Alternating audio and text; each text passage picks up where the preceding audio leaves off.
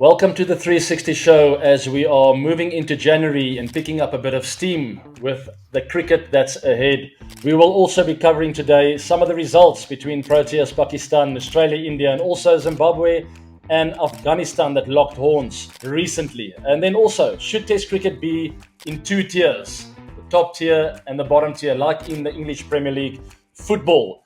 And how much workload is too much? We saw Jasper Bumrah looking tired towards the back end of that series of the BGT. What is enough and what is too much? And then also the Betway SA20 starts on the 9th of January. We cover all of it on the 360 show. Let's go.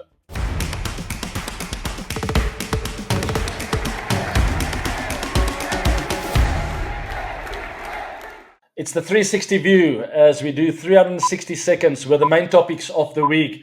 So let's hit it. Here we go. Jasper Bumrah over there in Australia, was he overworked? What do you guys think? I would like to hear your thoughts. His workload looked absolutely ridiculous in 2024. Let's pull up that log.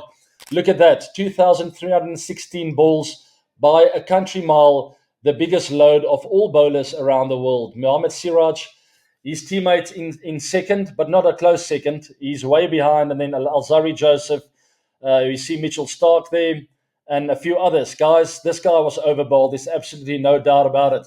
And in that fourth test, we clearly saw him losing a bit of steam. And I think even more important, when you don't bowl with your heart and you lose the steam in here, the rest of the body sort of gives up. And he's carrying a little bit of a niggle.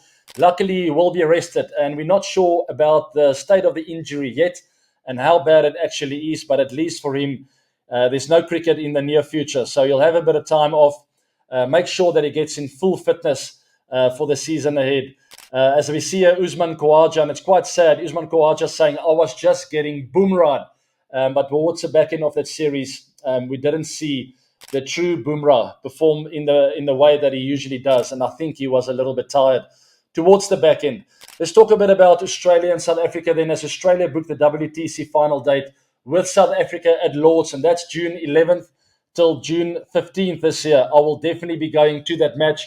I'll take my boys. It's just one of those you cannot miss out. Australia obviously winning that series 3-1 in Australia against India and booking their final spot. And South Africa with an incredible run of form of late, winning numerous test matches on the bounce. Just that little draw in the middle, and before then also back-to-back wins. I think 3 in a row actually. Incredible form, and led by Themba Bavuma. Great leadership quality showed from him in the last while, and it makes me so proud to see that happens, guys. He's quite a drawn-back kind of guy, a bit of a solo leader. He's a bit quieter than the leaders that I was used to when I was playing. But as I explained to you guys in the 360 Live, there is not a perfect way of leading a cricket team. And the way that Themba has been doing it has been very effective. So maybe some of the other leaders around the world should say a bit less and look at the way Themba is doing things. Just very calm and composed, always in control of his emotions. And I think he makes tactically great decisions on the field, as we saw in the series against Pakistan, deciding to follow on in that final test match. And even I was doubting that decision. But he showed great faith in his bowling team, which is very inexperienced, by the way. We saw Kwena Mapaka making his debut, Marco Jansen alongside Kagiso Rabada, who's a bit more experienced. But he backed his bowlers to the tee. And, I mean, they came through for him, which shows they play for their captain. They're playing for a bigger cause in the team, and I absolutely love that. Will they perform well against Australia in the final? That is tough to say because they come up against a very good Aussie team with a lot of experience. So two different sides, a very inexperienced team. We've had a great run of form, and then a very, very well-oiled, experienced Australian team. It'll be difficult for South Africa, but Ryan Rickelton, I think, is one of the key players. We saw him score that 250 in that final test match. Incredible knock on what I thought was quite a tricky wicket at Newlands in that first day and the second day as well. But it just seems like a proper player. As Will McPherson says here, Ryan Rickelton is a proper player. South Africa have come on leaps and bounds in the last year or two and have had a lot of options now. Shouldn't fear anyone in the WTC final. Will, you are very confident. I'm a little bit less confident. against a star-studded Aussie team. But what we do have in the South African side, guys, is a lot of heart. So there's a lot of character, and it's a young team that's hungry. And we talk about that hunger. Maybe that's what's been lacking with Bumrah. He's overbold and losing a bit of momentum over there in Aussie. Maybe lacked that hunger. And we see with the South African team a lot of hunger in a young cricket team who's got a lot to prove to a lot of people around the world. Ryan Rickelton, left-hander. We see when he was young, he played rugby, also provincial squash. And I know, I can speak from experience, a lot of other sports boast well for cricket, especially tennis. I think squash is great. And if you play other sports, it really sort of adds to your skill set when it comes to cricket. And we've seen Ryan Rickelton come into a great form at the right time for South Africa, and is a great prospect for the future. Let's move on to Afghanistan and Zimbabwe then, as we're finishing off the 360 view. Only a minute to go. Afghanistan winning that series. Absolutely fantastic series from them in Zimbabwe.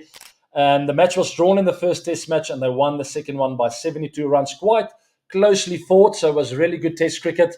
But that reminds me of a bit of an issue we have. As we read about Ravi Shastri's comments here, it was also a sound reminder to the ICC that the best should play the best. And we've had this argument for numerous months now, guys. We see the top three play a lot of cricket against each other. But what about the rest of the team? So I love this idea of having two logs. And that reminds me of the football in England and most leagues around the world in football. They have two logs. And I think that is the way forward. Maybe have 6 teams at the top, 6 at the bottom. Let them fight it out at the top. The 6th place, whoever finishes last in the top tier, gets relegated to the bottom tier. And incentive for whoever finishes top in the 2nd tier. So hopefully they will get to that. And that concludes the 360 view, guys. We'll discuss that argument in the future and analyze that a bit more as the ICC comes to a decision. All right, that was the 360 view. Let's move on to the main topic of this week, and that is the SA20 2025, our tournament over here in South Africa. I am childishly excited about Season 3, as we've seen the IPL back in the day in 2008, 9 and 10 really go through a lot of obstacles. I think this tournament has done the same. They've sort of figured out what the negatives were in Seasons 1 and 2, and I'm looking forward to a very positive, very exciting SA20 Season 3. We've got some incredible teams. We've got a great group of overseas players joining this year. We also have Danish Karthik from India coming over to South Africa to play for the Paul Rocks. There's 6 teams in this tournament, guys. It is fantastic. It's strength versus strength. I'll quickly run through the teams for you guys to give a bit of idea of what to expect. I'm not going to talk about the players. We can cover that closer to the tournament. But the teams are Sunrisers Eastern Cape, who have won back-to-back tournaments. And I can tell you right now, in both the first and the second season, they were not the best team on paper. And talking about teams on paper, I think my Cape Town is right on top of that list. And also Durban's Super Giants and then the Joburg Super Kings. Those are my 3 favorite teams on paper. But in both the first 2 seasons, that meant absolutely nothing. And it tells you a story about T20 cricket, the incredible nature of the beast. It's not always the best team on paper that wins tournament, guys. And I think this year might be no different. We'll see what happens. Look at Chennai Super Kings over the years. Have they always been the best team of paper? Absolutely not. But they've always found a way to look after that home ground of theirs. And I think the Paul Rocks have a great opportunity to use their home ground, as the Paul, the Boland Park Cricket Stadium, is a bit of a different kind of South African wicket. It's a bit slower, it's a bit lower. It is foreign over here in South Africa to have a wicket like that. But a great opportunity for the Paul Rocks to make full use of their home ground conditions. And hopefully for them, they'll make it a fortress. Because that is one way of making the paper look insignificant at the end of the tournament. Nonetheless, we have some great teams also. My team, Pretoria Capitals, because I am from Pretoria. They have some fantastic players from England joining this year again, so keep an eye out for them.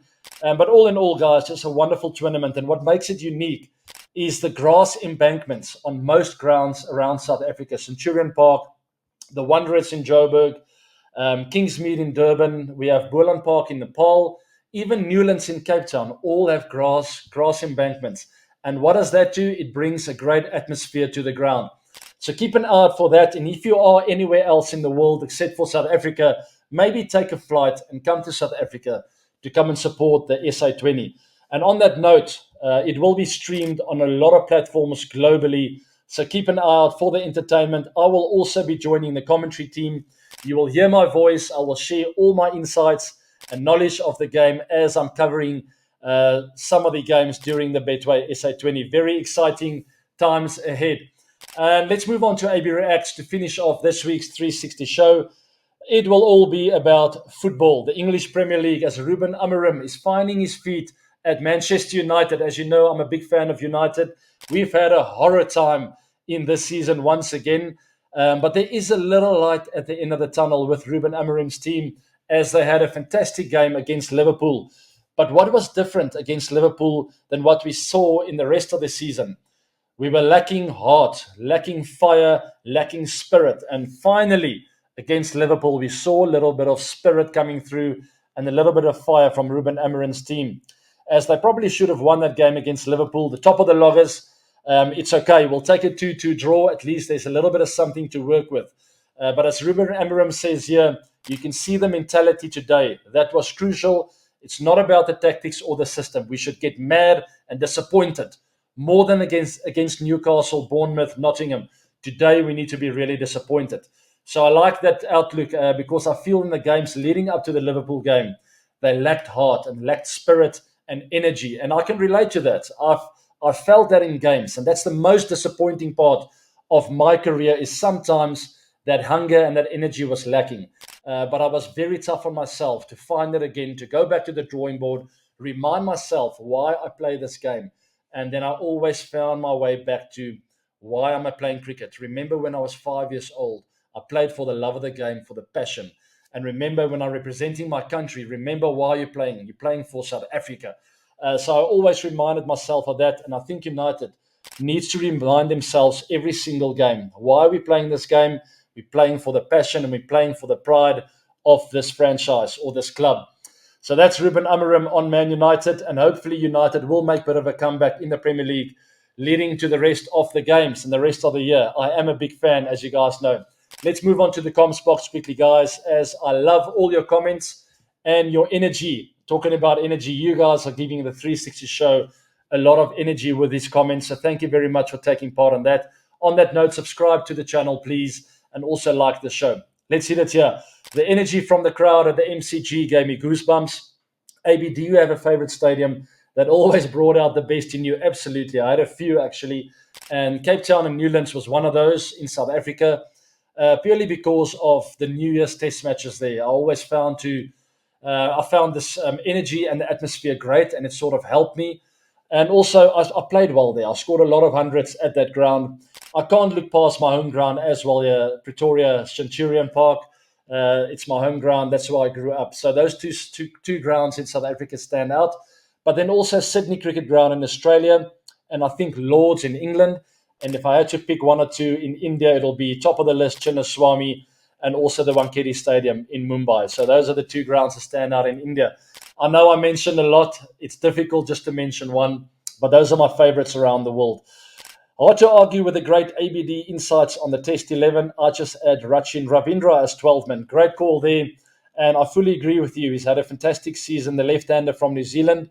I think he was brought up in Bengaluru, if I'm not mistaken, so he's got some Indian ties as well. I love watching the guy play. I think it's a wonderful prospect for the future of New Zealand and also in the IPL.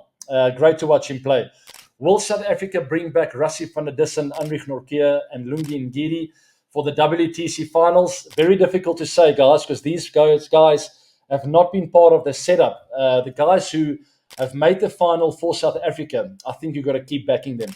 Maybe get a bit of pace in there. Maybe Anrich Nortje, if he's fit, have him in the squad perhaps. Maybe Lungi Ngidi. It's difficult to say. These guys have to prove themselves first. They haven't been part of the test team for a while now, so it is difficult to see them make their way back there. But, I mean, Anrich Nortje is an out-and-out fast bowler. He brings a bit of X-factor in that seam bowling attack. So maybe, yes, it'll be difficult for the selectors. And luckily, they've got the headache and not me. Guys, thank you very much. That's it from the 360 show for this week. Like, also share and subscribe. And also follow me on socials as per usual. I will see you on 360 Live this coming Saturday. Have a great week.